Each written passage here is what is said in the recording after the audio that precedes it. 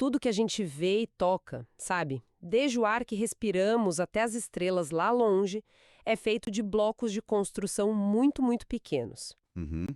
Mas já parou para pensar em como a gente descobriu isso? Não é que alguém simplesmente olhou no microscópio e viu um átomo. Não mesmo. A história de como desvendamos a matéria é uma das maiores investigações da ciência. Com certeza. E essa saga que a gente vai investigar hoje. Faremos uma viagem pela história para entender a evolução da nossa ideia sobre o átomo. E não é só uma lista de nomes e datas, né? Não, de jeito nenhum. É uma jornada de ideias, de experimentos geniais e de reviravoltas que definiram a química e a física modernas. Vamos montar esse quebra-cabeça peça por peça. Exato.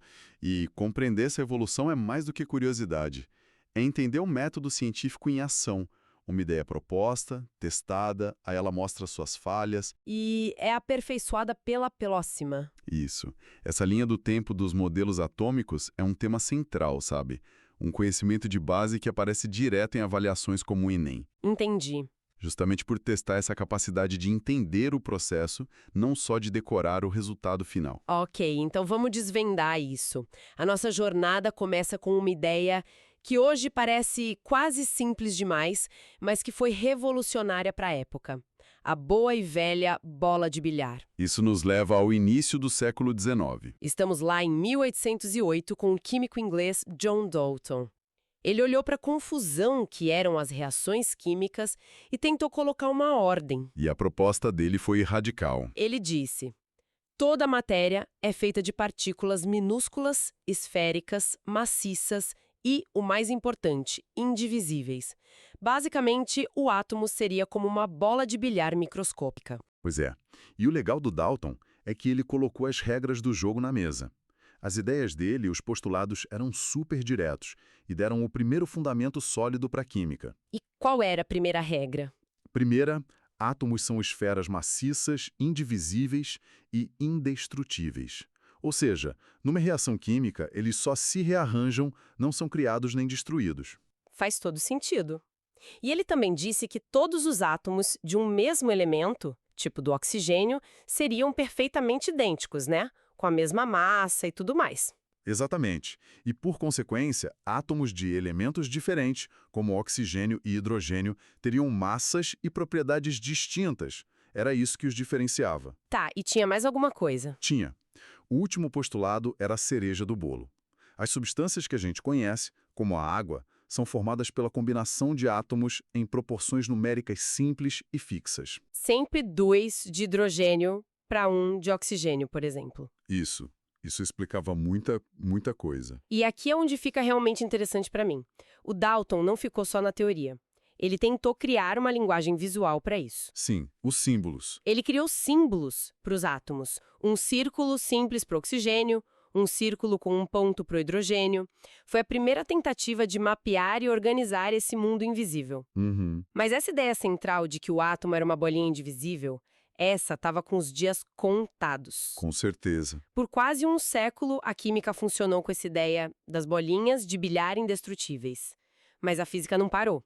E no final do século XIX, os cientistas estavam obcecados com um fenômeno novo, a eletricidade. E aí começaram a se perguntar: será que essa força elétrica tem algo a ver com a matéria? Será que o átomo não era tão simples assim? essa é a pergunta que mudou tudo. E quem deu o primeiro passo na resposta foi o físico J.J. Thomson, lá por 1898. E o que ele estava fazendo? Ele fazia experimentos com tubos de raios catódicos, que são basicamente os avós das antigas TVs de tubo, sabe? Sei. Ele descobriu que esses raios eram, na verdade, um feixe de partículas minúsculas com carga negativa. E o mais chocante, essas partículas saíam de dentro dos átomos do metal do tubo. Espera aí, ou seja, ele encontrou algo dentro da bola de bilhar. Exato. A bola não era maciça e indivisível, afinal. Precisamente. Ele descobriu o elétron, a primeira partícula subatômica. Isso quebrou o modelo de Dalton de vez. Claro. Se existe algo com carga negativa dentro do átomo, mas a matéria como um todo é neutra, Então também deve haver algo com carga positiva para equilibrar o jogo. Com essa peça nova, ele precisava de um novo modelo. E aí surge o famoso e um tanto apetitoso pudim de passas. O nome é curioso, né? Mas a ideia era inteligente. Como funcionava? Imagine o átomo como uma esfera, só que agora é uma esfera de carga positiva, como a massa de um pudim. E incrustados nessa massa estariam os elétrons, as passas, de carga negativa. Ah, entendi. A soma das cargas negativas das passas se anularia com a carga positiva do pudim, resultando num átomo eletricamente neutro. Isso é uma mudança de paradigma gigantesca. O átomo deixa de ser uma partícula inerte para se tornar uma estrutura com componentes internos e, o mais importante, com natureza elétrica. Exatamente. Isso não só explicava a existência do elétron, mas abria a porta para a gente entender a própria eletricidade. Ok, então o átomo agora é um pudim de passas. Se essa era a estrutura da matéria, a pergunta seguinte é meio óbvia. Como testar isso? Se você atirasse algo nesse pudim, o que aconteceria? Foi essa pergunta que levou Ernest Rutherford a realizar um dos experimentos mais elegantes da história da física em 1911. A genialidade do experimento de Rutherford está na simplicidade do conceito. Ele decidiu usar como projéteis as partículas alfa. Que ele já sabia que eram positivas, né? Exato, positivas e relativamente pesadas. O alvo era uma folha de ouro finíssima, com só alguns milhares de átomos de espessura. E qual era a lógica? A lógica era, se o modelo de Thomson estiver certo, essas partículas alfa positivas deveriam atravessar a folha sofrendo, no máximo, pequenos desvios. Porque a carga positiva do pudim estaria toda espalhada, sem força para barrar os projéteis. Isso mesmo. Seria como uma bala de canhão atravessando uma parede de gelatina, certo? Ela pode até desviar um pouquinho, mas vai passar direto. Exato. Só que não foi nada disso que ele observou. O que aconteceu? Os resultados foram, nas palavras dele, quase tão inacreditáveis quanto se você atirasse um projétil de 15 polegadas em um pedaço de papel de seda e ele voltasse e atingisse você. Peraí, como assim voltasse? A grande maioria das partículas passou direto, como esperado, não? Sim, a esmagadora maioria passou limpo sem desvio. Uma pequena parte sofreu desvios. Mas o que chocou todo mundo foi que uma fração minúscula, tipo 1 em cada 20 mil, O que aconteceu com ela? foi rebatida, ricocheteou para trás. Isso não faz sentido. Se o átomo era um pudim difuso, o que poderia haver dentro de uma folha de ouro forte o suficiente para rebater uma partícula alfa? Essa era a pergunta de $1 milhão. E a conclusão de Rutherford redesenhou o átomo. Primeiro, Se a maioria passou direto. o átomo não pode ser maciço. Ele é, na verdade, composto por imensos espaços vazios.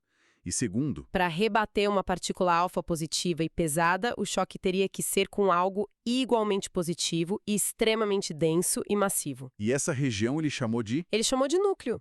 Então, de repente, o átomo não é mais uma coisa sólida, é um sistema solar em miniatura, com um sol minúsculo e denso no meio, o núcleo, e um vazio gigantesco ao redor onde os elétrons, os planetas, orbitam. Exatamente. Isso é uma mudança de imagem mental absurda. Significa que a cadeira em que estou sentada, a mesa, tudo ao nosso redor, é na verdade 99,9% de espaço vazio, essencialmente sim. É uma ideia muito contraintuitiva, mas é o que o experimento demonstrou. E foi Rutherford que mais tarde identificou a partícula positiva no núcleo e a chamou de próton. Ok, o modelo planetário é uma imagem poderosa, mas ele mesmo cria um problema, certo? Sim, um grande problema. Pela física clássica da época, uma carga elétrica em movimento, como o elétron orbitando o núcleo, deveria perder energia constantemente, emitindo radiação. E se isso acontecesse? O elétron iria espiralar para dentro e, em uma fração de segundo, colidir com o núcleo. O átomo seria instável e a matéria, como a gente conhece, não existiria. Exatamente. O modelo de Rutherford era brilhante, mas estava em conflito direto com as leis da física conhecidas. Era um quebra-cabeça que precisava de uma solução radical. E essa solução veio em 1913. Com o físico dinamarquês Niels Bohr. E o que o Bohr fez? Ele encontrou um erro nos cálculos de Rutherford. Foi mais radical que isso. Bohr basicamente disse que as regras do mundo grande da física clássica simplesmente não se aplicavam ao mundo atômico. Como assim? Ele propôs que os elétrons viviam sobre uma espécie de lei marcial. Eles só podiam existir em órbitas específicas, com níveis de energia fixos e bem definidos. Ah, como se fossem trilhos de trem ao redor do núcleo. Isso. E enquanto estivessem em seu trilho permitido, o elétron não perdia energia e não caía. Então ele simplesmente decretou que o problema não existia, desde que os elétrons obedecessem essas novas regras quânticas. Foi um postulado. Uma ideia que não podia ser provada pela física clássica, mas que explicava perfeitamente a estabilidade do átomo. Essas camadas ou níveis de energia foram nomeadas de K, L, M em diante. Sendo K a mais próxima do núcleo. E a de menor energia. Mas o que é fascinante, e aqui a gente entra de vez no mundo quântico, é o que acontece quando um elétron muda de camada.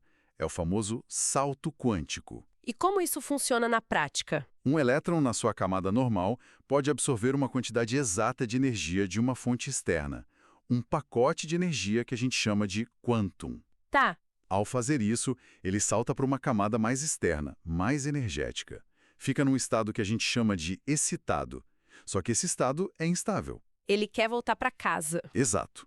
A tendência natural é ele voltar para sua camada de origem. E para isso, ele precisa liberar aquela energia que absorveu. E ele a devolve na forma de luz, um fóton. E a cor dessa luz depende do tamanho do salto, certo? Saltos maiores liberam mais energia, o que significa luz de maior frequência, como azul ou violeta. Perfeito? E essa ideia do salto quântico é fundamental.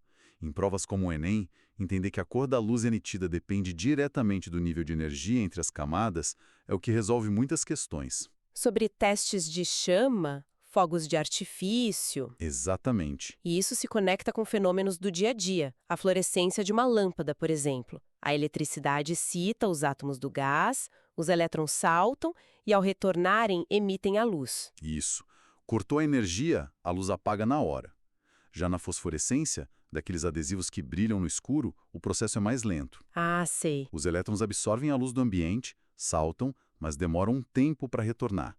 Por isso eles continuam emitindo luz, mesmo no escuro. E tem também a bioluminescência dos vagalumes. Isso, onde energia para o salto vem de uma reação química dentro do próprio organismo.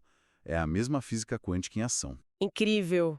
Então, juntando tudo, a gente está quase lá. Temos o núcleo de Rutherford com prótons e a eletrosfera organizada em níveis de energia de Bohr. Mas ainda falta uma peça. O núcleo é cheio de prótons positivos, todos se espremendo num espaço minúsculo.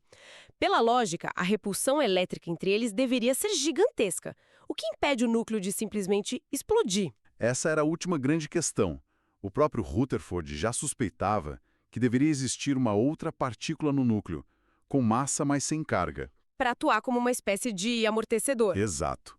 Mas foi o seu assistente, James Chadwick, quem a descobriu experimentalmente em 1932. Ele bombardeou o berílio com partículas alfa e detectou uma radiação neutra. E essa radiação era? Composta por partículas com massa quase idêntica do próton. Era o nêutron.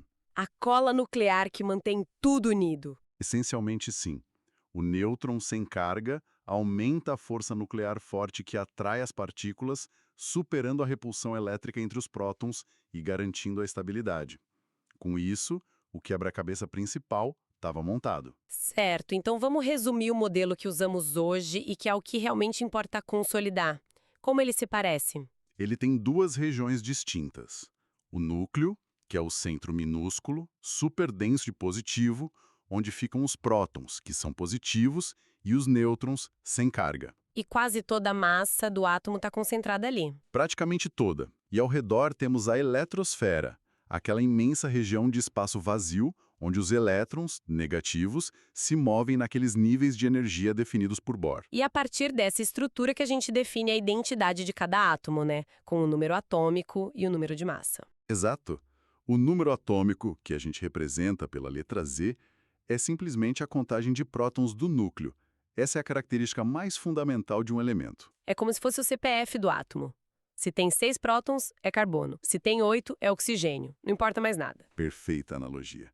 E o número de massa, a letra A, é a soma de tudo que tem massa significativa no núcleo. Prótons mais nêutrons. E para fechar, No átomo eletricamente neutro, o número de prótons no núcleo é exatamente igual ao número de elétrons na eletrosfera, para que as cargas se cancelem. um corpo só fica eletricamente carregado se ele ganhar ou perder elétrons, nunca prótons. Nunca prótons. Que jornada! Saímos da bola de bilhar sólida de Dalton, passamos pelo pudim de passas elétrico de Thomson, descobrimos o vazio e o núcleo denso com Rutherford Organizamos a eletrosfera com os saltos quânticos de Bohr e finalmente estabilizamos o núcleo com os nêutrons de Chadwick. e o ponto-chave aqui é que cada modelo, mesmo os que hoje a gente considera errados, foi um passo vital. A ciência não avança com uma única revelação divina. Ela constrói sobre os acertos e principalmente sobre as falhas do modelo anterior. Exatamente. O erro de um cientista é, na verdade, a pergunta que o próximo vai responder. Isso nos deixa com uma reflexão final. Vimos como a ideia de uma unidade indivisível foi quebrada em partes cada vez menores: prótons, nêutrons, elétrons. Uhum. A história da ciência nos mostra que o que parece fundamental em uma era pode se revelar complexo e composto na seguinte. Isso nos leva a uma pergunta importante. Será que essas partículas que hoje consideramos fundamentais são realmente o fim da linha? Boa pergunta. Ou, assim como o átomo de Dalton, elas também escondem um universo ainda menor, apenas esperando pelo próximo grande experimento para ser revelado?